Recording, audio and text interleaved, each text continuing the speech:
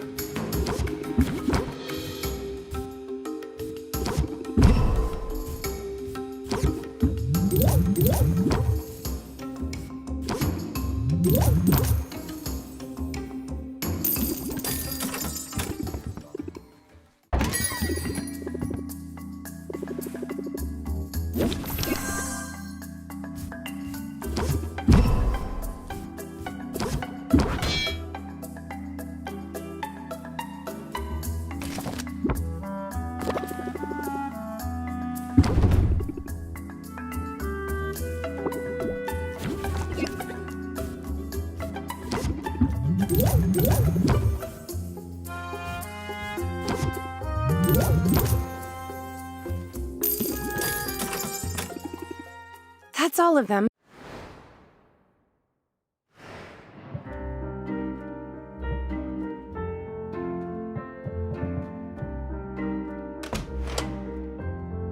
You must have questions about your uncle. How he lived, how he died. Where he hid his valuables. I'm afraid you're out of luck there. This shop was all he owned. He put everything he had into it. And not just money. He put his whole heart into this place. If that's true, then why did he go off to explore the island? That's what happened to him, right? He broke the cardinal rule of potion making. He went out delving for his own ingredients. He should have stuck to the counter and the cauldron and left the dangerous work to the professionals. To be fair, I'm pretty certain he'd do things differently if he could. You have to remember, Rafter was basically a ghost town when your uncle arrived here.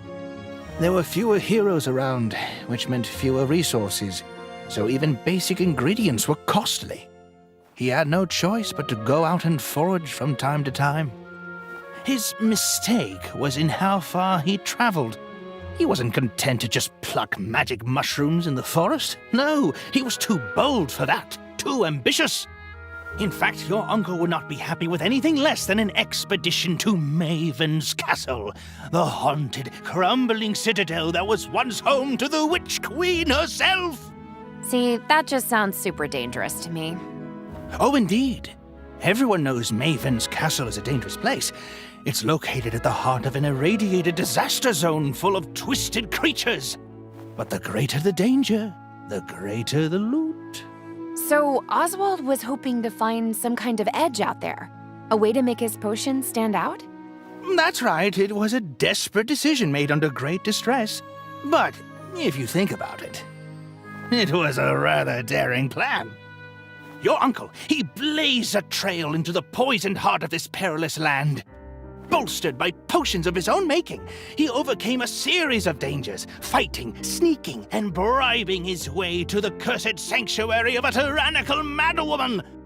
At least we can assume that's what happened before he died. Could he still be out there somewhere? Maybe he's alive and waiting to be rescued. Nope, he's dead. Definitely dead. Super dead. I guess if Helena's soul binding is as foolproof as you said it is, she would know if you were alive. It's a shame. I was little when he moved here, so I never knew him. Not really, but he remembered every birthday. He bought me my first Easy Make cauldron, actually. I always sort of felt like I was following in his footsteps. Now more than ever, I mean, here you are. You remind me of him, you know? Yeah, I'm sure the pall of doom hanging over my head makes for a striking resemblance. I meant it as a compliment.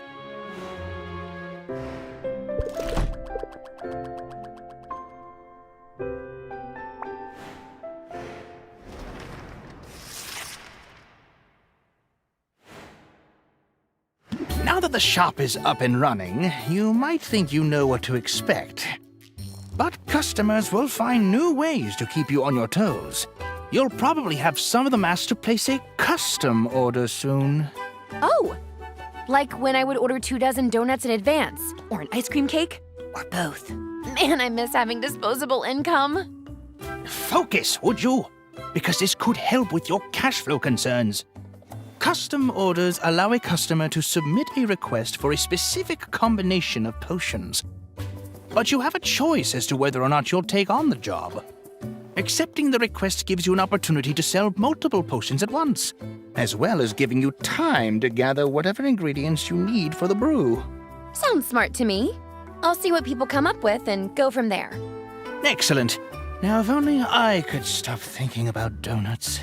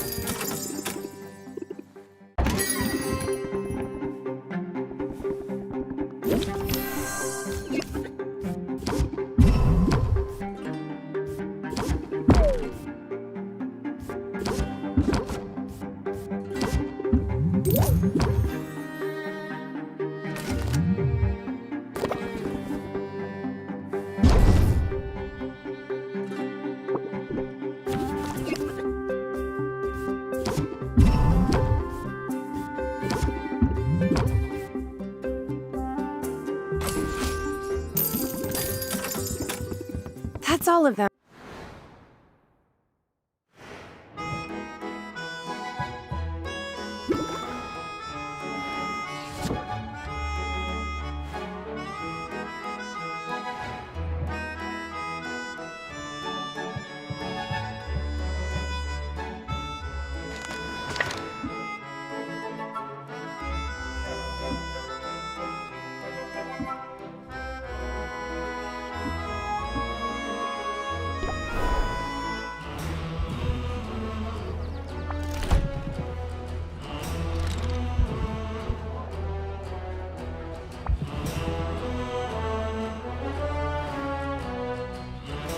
Rafta is indeed strange and delightful. Do you not find it so? In all my many travels, I have seen no place like it. You've traveled a lot then? I have, but that is not so unusual for a walrus. Those of us who seek excellence, who pursue mastery in our chosen field, must undertake a great pilgrimage. And mine has brought me here. I don't know much about walrus culture. Oh, then I shall be glad to teach you. My homeland is a remote place marked by its harsh climate. We are welcoming of outsiders, yet receive few visitors. And so we take it upon ourselves to send our best and brightest out into the larger world as emissaries and pilgrims. We travelers are charged with a great and holy purpose. We are meant to spread our expertise far and wide, to dedicate ourselves to service in foreign lands as a path to self-improvement and enlightenment.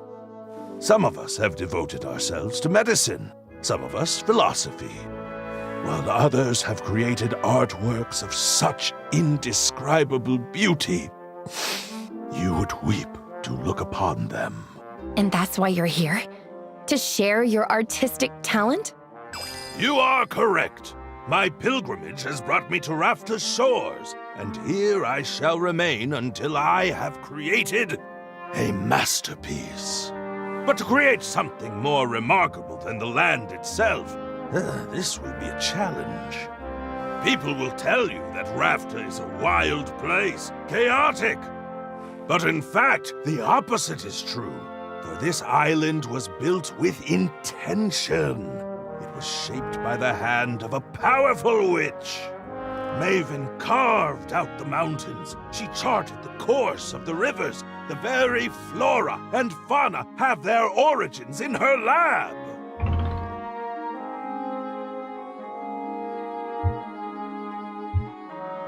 She had the right idea. I see the appeal of having a whole island to play with.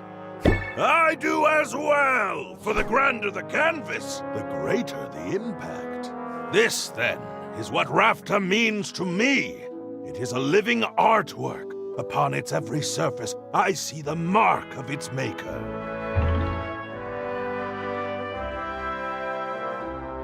I respect your point of view. As craftspeople, we should acknowledge the craftsmanship of others. Indeed. And not just acknowledge, but celebrate! Enthusiasm is like love or beauty. It is not diminished when it is shared.